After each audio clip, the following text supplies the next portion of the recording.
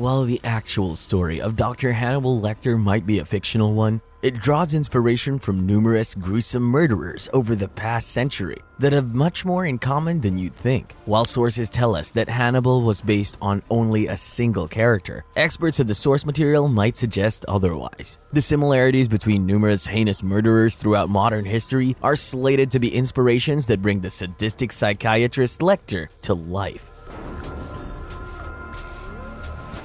This is Andrei Romanovich Chikatilo, a Soviet serial killer named the Butcher of Rostov, the Rostov Ripper, and the Red Ripper, who sexually assaulted, murdered, and mutilated at least 52 women and children between 1978 and 1990 in the Russian SFSR, the Ukrainian SSR, and the Uzbek SSR. Thomas Harris, the author who brought Hannibal Lecter to existence, might have taken inspiration from Chikatilo's heinous deeds and applied it to Lecter's character. Chikatilo confessed to 56 murders and was tried for 53 of them in April 1992. He was convicted and sentenced to death for 52 of these murders in October 1992. Although the Supreme Court of Russia ruled in 1993 that insufficient evidence existed to prove his guilt in 9 of those killings. Chikatilo was executed by gunshot in February 1994. Chikatilo was called the Rostov Ripper and the Butcher of Rostov because he killed most of his victims in the Rostov Oblast of the Russian SFSR. He was born in Ukraine in 1936 and had a hard childhood, experiencing both World War II and the Soviet famine.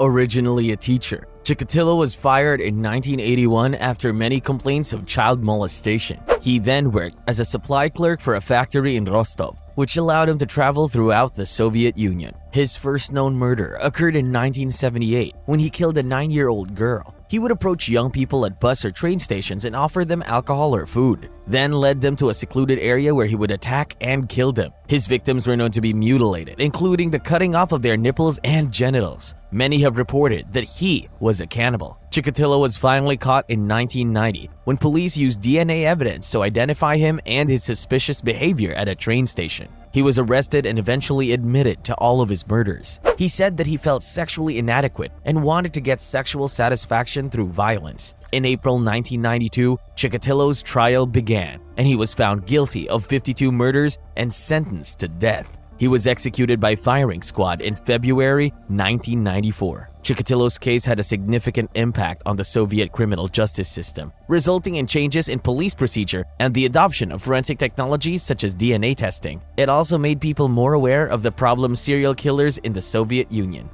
This is Robert John Maudsley, an Englishman convicted of multiple murders. Maudsley is also referred to as an inspiration for Lecter's character. Maudsley killed 4 people, with one of the killings taking place in a psychiatric hospital and 2 in prison after receiving a life sentence for the murder. Initial reports incorrectly stated that he ate part of the brain of one of the men he killed in prison, which earned him the nickname Hannibal the Cannibal among the British press and the Brain Eater among other prisoners. According to the autopsy reports, national newspapers were advised that the allegations were untrue by the Press Complaints Commission. Maudsley is the longest-serving British prisoner in solitary confinement. Robert Maudsley was one of 12 children who were born in Speck, Liverpool. He spent his early years in a Catholic orphanage in Crosby. When Maudsley was 8 years old, he was retrieved by his parents and subjected to routine physical abuse from his father until he was eventually removed from their care by social services. Maudsley later said that his father had raped him as a child, and this early abuse had left deep psychological scars. Maudsley was a sex worker in London as a teenager in the late 1960s, using his income to support his drug addiction. He was forced to seek psychiatric help after several suicide attempts.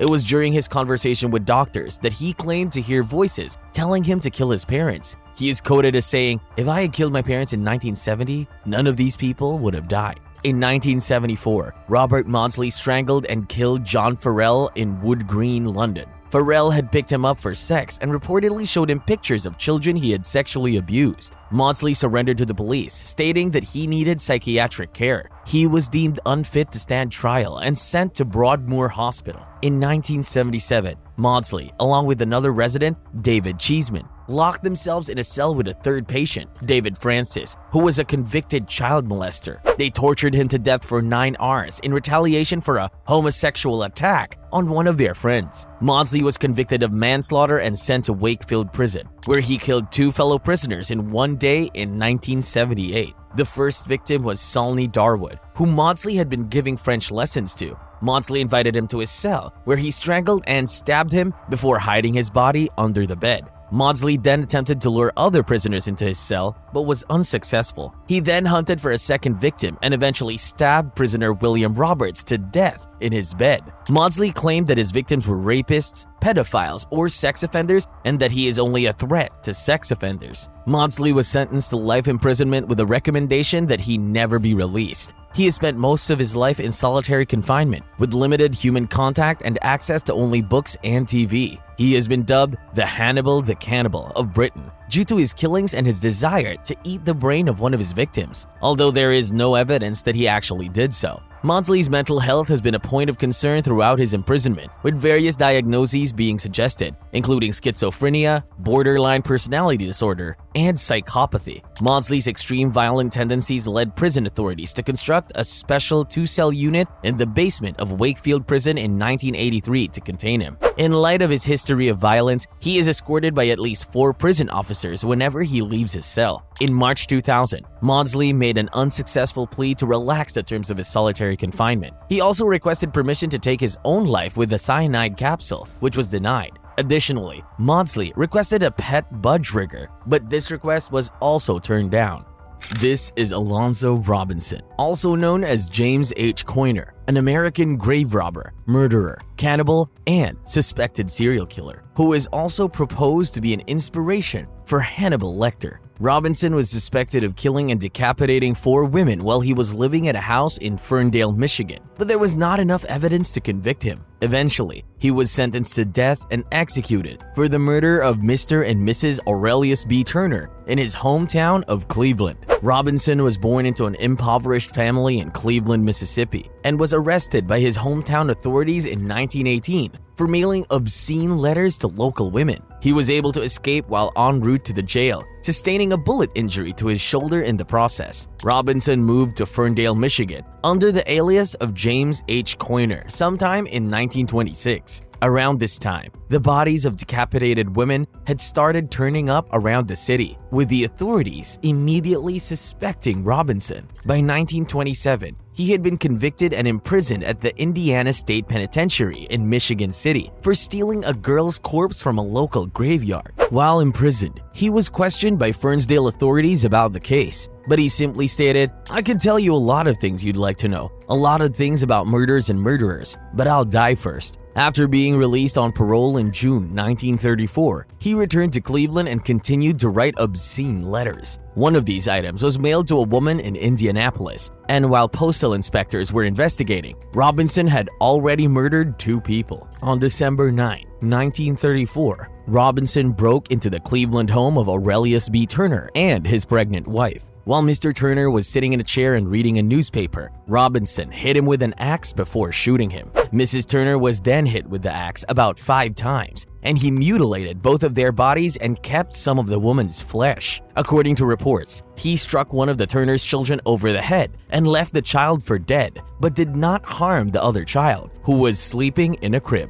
Shortly after the murders, Robinson was arrested on January 12, 1935 by authorities in Shaw, Mississippi, after they were able to trace his letters to his post office box. He was capable of grabbing his gun instinctively, but the deputies quickly overpowered him and he surrendered. The policemen then searched Turner's pockets and found more letters and Mr. Turner's pocket watch. They also found a packet of human hair in Mrs. Turner's collar and pieces of human flesh with bite marks. Following his arrest, Robinson was moved to a jail in Hands County. While there, he was questioned for several hours in his cell by District Attorney Greek Rice, along with Sheriffs E.R. McLean and John Roberts. He freely confessed to killing the Turners because he had an impulse to kill someone. Furthermore, he was questioned about the trunk with the missing women's heads found in Ferndale. As requested by authorities in Pontiac, and although Robinson claimed that the trunk was indeed his, he denied killing the women and instead claimed that they were trophies from various grave robbings. Robinson was brought to court for his trial after his confessions. Heavy patrols were placed both in the streets and in the courtroom due to the gruesome nature of the crimes. He was quickly convicted and sentenced to death by the judge following a one-day trial, subsequently being sent to jail in Jackson for safekeeping with an escort of 200 National Guardsmen. The Bolivar County Jail was guarded by between 200 and 300 troops on March 5, 1935, as Sheriff McLean was preparing the prisoner for the execution.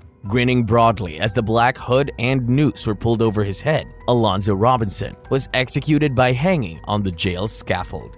This is Alfredo Bali Trevino, a Mexican surgeon and alleged killer known as the real-life Hannibal Lector. Thomas Harris had revealed that Trevino, otherwise known as Dr. Salazar, is a direct inspiration for Lecter's character. Author Thomas Harris had released a new edition of The Silence of the Lambs in commemoration of its 25th anniversary, in which he reveals for the first time the real-life doctor who inspired the infamous character of Hannibal Lecter. Harris referred to the doctor as Dr. Salazar, but the information he provided matched the peculiar case of Dr. Alfredo Bali Trevino, a medical intern who was sentenced to death for the murder of his sentimental partner, Jesus Castillo Rangel, in the early 1960s. However, his sentence was commuted to 20 years at the Topo Chico Penitentiary in Nuevo Leon, where he was known for offering medical services to other inmates and performing minor surgeries. Despite the crime he committed, some inmates respected him for his attitude, and he never lost his sense of style, wearing light-colored ensembles, white shoes, dark shades, and a golden Rolex that he carried everywhere. Bali Trevino was born in Mendez, Tamaulipas in 1931 and was the second of 5 children. His parents always encouraged their children to study and become successful, which is why Alfredo and 2 of his brothers went to med school. He had a strict character like his father and carried a gun around, but he wasn't allowed a weapon in prison. He died in his sleep from prostate cancer in February 2009 when he was 77 years old. After his release from prison, Bali Trevino continued to practice medicine at the same place where he had killed his last victim. His parents were mostly senior citizens, whom he didn't charge or suggested a symbolic contribution. He had children and grandchildren, and his firstborn died from cancer in 2010. Bali Trevino remarried a woman named Cristina after his first wife, Dolores Montiel, died while he was still imprisoned. When Harris was publishing the novel, Bali Trevino did not give it much importance, but when the movie The Silence of the Lambs was released, he found out that he had been the inspiration behind Hannibal Lecter. His family started making fun of him, and they called him Hannibal or Dr. Lecter. According to a family friend who requested anonymity, Bali Trevino found it funny that they called him that. Although some people thought that Bali Trevino might have killed more than one person, no evidence was found to support this claim. His crime was categorized as a crime of passion because his victim was allegedly his boyfriend, but he married Dolores Montiel before going to jail. Despite his crime, Bali Trevino continued to practice medicine and even offered medical services to other inmates